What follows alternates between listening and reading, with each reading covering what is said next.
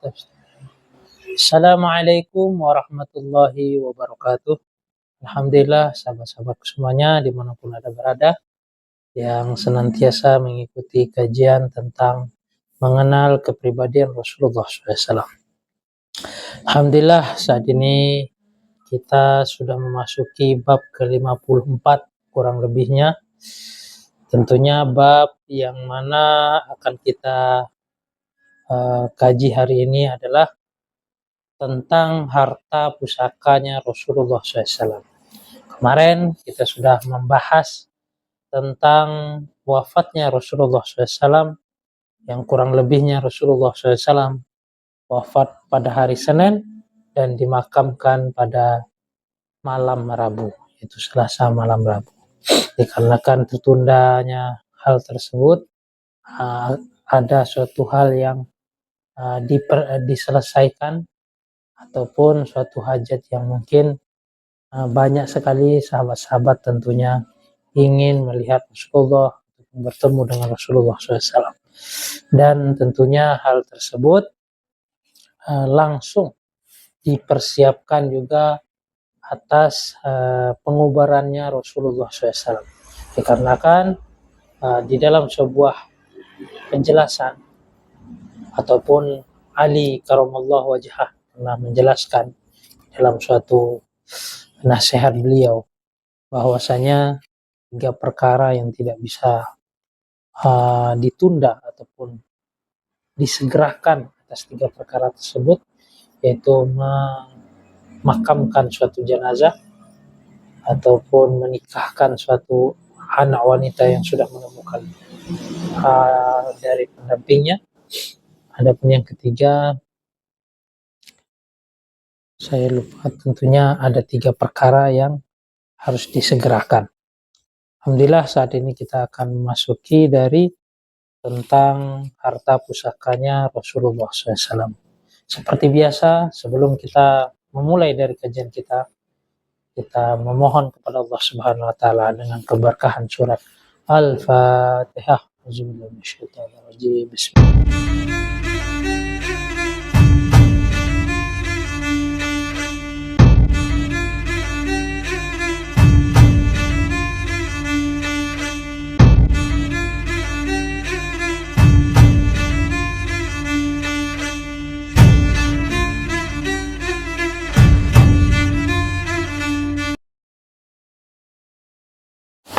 Alhamdulillah sahabat-sahabat semuanya, saat ini kita akan melanjutkan dari bab tentang mengenal dari harta pusakanya Rasulullah SAW. Babu maja'a fi mirasi Rasulullah SAW. Bab yang mana menjelaskan dari harta pusaka atau harta peninggalan dari Rasulullah SAW. Harta yang ditinggalkan oleh Rasulullah SAW. Amr bin Al-Haris radhiyallahu an, beliau telah bercerita, ma taraka Rasulullah sallallahu alaihi wasallam illa salahahu wa baghlatahu wa ardan ja'alaha shadaqatan. Rasulullah SAW tidaklah meninggalkan pusaka kecuali ataupun peninggalan ataupun harta. Pusaka di sini yaitu meninggalkan harta, kecuali sembilah pedang, seekor keledai, dan sebidang kebun yang dijadikan suatu hal yaitu sedekah. Jadi Rasulullah SAW beliau tidaklah meninggalkan harta ketika beliau wafat, melainkan sebilah pedang atau satu buah pedang, seekor keledai, dan sebidang kebun. Yang mana kebun tersebut digunakan oleh Rasulullah SAW sebagai pelayanan terhadap umat, yaitu sedekah. Karena berbagai macam kalangan dari umatnya Rasulullah SAW dari suatu dusun perdesaan atau bisa dikatakan orang Badui ataupun orang Arab yang pedalaman, bahkan ada seorang yang baru masuk Islam, bisa dikatakan mu'alaf, yang mana tentunya ia telah kehilangan harta dan keluarganya, bahkan berbagai macam orang-orang yang mendatangi Rasulullah SAW. Tentu mereka mendatangi dengan banyaknya mereka membawa suatu hal-hal permasalahan mereka. Dan Rasulullah SAW tidak pernah mengatakan tidak ataupun tidaklah menyelesaikan di dalam suatu permasalahan dari umat tersebut yang datang kepada beliau. Sehingga Rasulullah SAW, sebagaimana bab-bab sebelumnya sudah tentunya kita lewatkan, tentunya Rasulullah SAW bagaimana beliau berusaha untuk memberikan pertolongan kepada orang-orang yang betul-betul meminta bantuan kepada Rasulullah SAW. Hingga tidak asing sekali, sering sekali terjadi Rasulullah SAW dikala tidak memiliki suatu harta ataupun apa yang akan diberikan kepada seseorang yang meminta tolong kepada Rasulullah SAW, Rasulullah SAW pun meminta dari orang tersebut untuk menyelesaikan hajatnya kepada seseorang pedagang ataupun apa yang dia harapkan dari hajatnya, dan ia mengambil di suatu tempat pasar tentunya dengan nama hutang yang ditanggung oleh Rasulullah SAW. Dan itu tidak sekali dua kali, dan itu sering sekali. Sehingga Sayyidina Umar bin Khattab radhiyallahu anhu melihat dari kejadian ini pun beliau tidak tertahan sehingga bertanya kepada Rasulullah, "Ya Rasulullah, engkau adalah nabi, tentu Allah tidak akan memberikan suatu beban yang di luar batas engkau."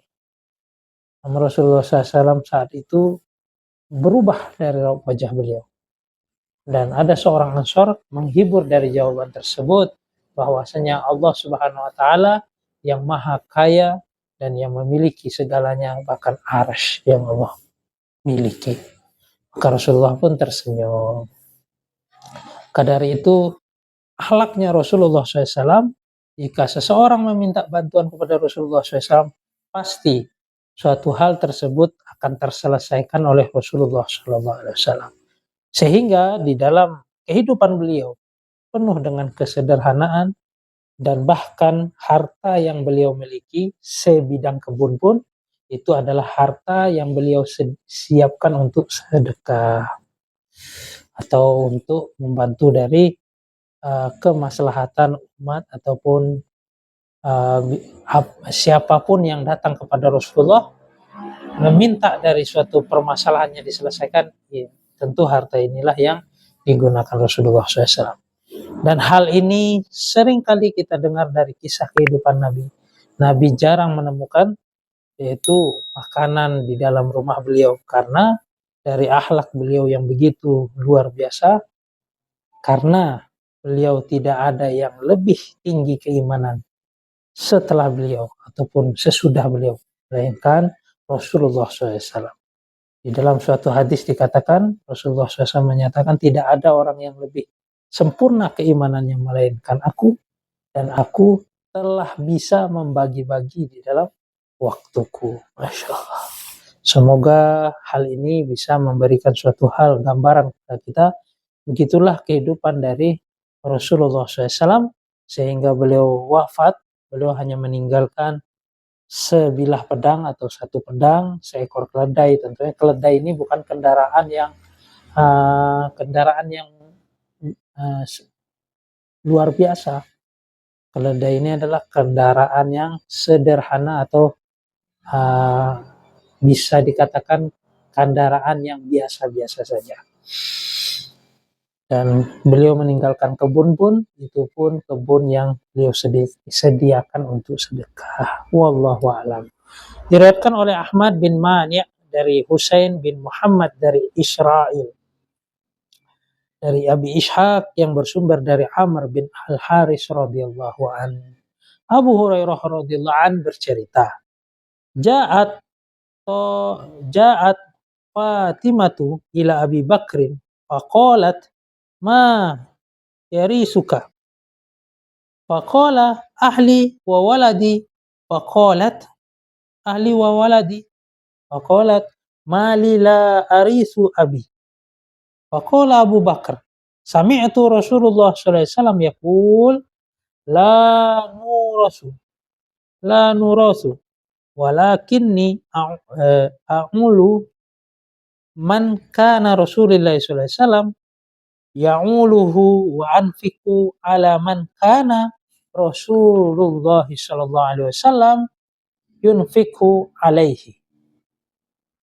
Tentunya di sini Fatimah radhiyallahu an pada saat Rasulullah SAW meninggal telah mendatangi dari Abu Bakar radhiyallahu an. Fatimah radhiyallahu an telah datang kepada Sayyidina Abu Bakar radhiyallahu an. Fatimah, Sayyidatina Fatimah radhiyallahu anha datang kepada Sayyidina Abu Bakar radhiyallahu an. Kemudian ia berkata, siapakah ahli waris dari Anda? Bertanya kepada Sayyidina Abu Bakar tentunya. Siapa yang ahli waris engkau itu siapa? Abu Bakar radhiyallahu anhu menjawab, istri dan anak-anakku. Istri dan anak-anakku. Fatimah radhiyallahu anha berkata, mengapa aku tidak menjadi ahli waris dari ayahku? Maksudnya pada saat itu Fatimah radhiyallahu an tentunya juga kehidupan beliau begitu sederhana. Banyak sekali cerita-cerita tentang kesusahan hidupnya Fatimah radhiyallahu an bersama seseorang gudangnya ilmu, yaitu Ali, Sayyidina Ali karamallahu wajhah, yang tentunya kehidupan beliau yang begitu sangat-sangat sederhana dikarenakan akhlak dan kemuliaan dari Sayyidina Ali karamallahu wajhah. Maka ada suatu kisah menceritakan bahwasanya Ali karamallahu wajhah ini mendapatkan sudah 3 hari tidak makan. Namun pada saat itu ada seorang yang meminta karena ia tidak makan sudah beberapa hari. Maka makanan yang dimiliki Sayyidina Ali pun memberikan kepada orang yang meminta tersebut tanpa diambil sedikit pun. Namun Sayyidina Ali karamallahu wajhah berkeyakinan jika dia menolong dari suatu hal tersebut, dia akan mendapatkan balasan yang lebih dari Allah. Tentu hal tersebut penuh dengan keyakinan oleh Sayyidina Ali karamallahu wajhah. Dan alhasilnya Sayyidina Ali karamallahu wajhah pada saat itu Sayyidina Ali karamallahu wajhah pun mendapatkan suatu bantuan rezeki yang tentunya melebihi dari hal yang telah dia berikan kepada orang tersebut. Masya Allah. Mereka meyakini apa yang mereka pelajari dari Rasulullah SAW, bahkan sepenuhnya mereka mempraktikkan. Maka Abu Bakar radhiyallahu anhu menjawab, istri dan anak-anakku. Fatimah radhiyallahu anha berkata, mengapa aku tidak menjadi ahli waris dari ayahku? Abu Bakar radhiyallahu anhu pun menjawab, aku mendengar dari Rasulullah sallallahu alaihi wasallam bersabda, kami dari golongan nabi, yaitu dari kalangan dari seorang nabi, tidaklah diwarisi dan tidak juga mewarisi. Jadi Sayyidina Abu Bakar radhiyallahu anhu pernah mendengar dari sabdanya Rasulullah SAW, kami yaitu dari golongan nabi tidak diwarisi dan tidak juga mewarisi. Tetapi aku akan berbuat serupa. Membelanjakan orang yang dibelanjakan oleh Rasulullah SAW dan menafkahi orang yang menjadi tanggungan oleh Rasulullah SAW di dalam menafkahinya. Jadi pada saat itu, pada masa-masa Rasulullah SAW telah wafat, tentu pada saat itu harta yang dimiliki Rasulullah SAW sebagaimana yang disebutkan tadi, terutama kebun yang beliau gunakan untuk sedekah itu pun dikembalikan kepada umat pada saat itu dan dikembalikan untuk kemaslahatan umat. Dan tentunya dengan kehati-hatian para sahabat tentu masih memberikan suatu tanggungan di dalam suatu kekhalifahan pada saat itu kepada kerabat-kerabat ataupun dari keluarganya Rasulullah SAW, termasuk istri-istri Rasulullah dan anak-anaknya Rasulullah SAW. Mereka mendapatkan tanggungan yang dibebankan kepada khalifah pada saat itu, yang tentunya diberikan suatu pelayanan untuk menanggung dari kehidupan mereka. Walaupun pada saat itu mereka tidak mendapatkan waris. Karena pada saat meninggalnya Rasulullah SAW, tentu ada suatu hal gejolak di dalam harta yang Rasulullah SAW tinggalkan. Maka hadis ini disampaikan oleh Sayyidina Abu Bakar, dan tentunya dengan kemaslahatan tersebut, karena Rasulullah SAW juga memiliki tanggungan dan lainnya, dan pada saat itu juga telah diberikan suatu hal yang untuk memberikan suatu perhatian terhadap keluarga Rasulullah SAW yang telah ditinggalkan oleh Rasulullah SAW. Maka pada saat itu Hasan Hussein tentunya sebagai cucunya Rasulullah SAW, yang mana pada saat itu pun telah terjadi goncangan di antara kalangan para sahabat, termasuk dari Muawiyah, yang tentunya pada saat itu Muawiyah juga menjadi seorang raja. Itu pun masih memberikan suatu hadiah-hadiah sering terhadap Sayyidina Hasan maupun Sayyidina Husain radhiyallahu anhu. Dengan hal tersebut yang telah berlaku pada masa-masa kekhalifahan Sayyidina Abu Bakar radhiyallahu anhu. Kurang lebihnya demikian. Wallahu a'lam. Diriwayatkan oleh Muhammad bin al-Matsani dari Abdul Walid, dari Hamad bin Salamah, dari Muhammad bin Amr, dari Abi Salamah, yang bersumber dari Abu Hurairah radhiyallahu anhu. Abu Bahtari bercerita, sesungguhnya Abbas bin Ali karamallahu wajhah telah datang kepada Sayyidina Umar radhiyallahu anhu dalam keadaan berbantahan, yaitu mereka saling memiliki suatu pandangan masing-masing, sehingga berkata, engkau begini dan engkau begini. Maka Umar radhiyallahu anhu berkata kepada Thalhah, Zubair dan Abdurrahman bin Auf dan Sa'ad radhiyallahu anhu, unsikum billahi asami'tu Rasulullah sallallahu alaihi wasallam yaqul kullu malin nabi shadaqah illa man at'amahu inna la nurasu wa fil hadisi kisata. Aku bersumpah kepada Allah Subhanahu wa taala di hadapan kalian, apakah kalian sudah mendengar bahwasanya Rasulullah SAW pernah bersabda, setiap hartanya Nabi SAW adalah sedekah, kecuali apa yang dijadikan sumber dari makanan, dan sesungguhnya kami tidak mewarisi dan tidaklah mewarisi. Kami tidak mewarisi dan tidaklah diwarisi. Dan panjang lebar pada hadis tersebut terdapat suatu kisah yang begitu panjang. Di sini bantahan tentunya pada saat itu Rasulullah SAW wafat, dan Sayyidina Ali karamallahu wajhah adalah sebagai menantu dari Rasulullah SAW, yaitu suaminya Sayyidatina Fatimah radhiyallahu anha.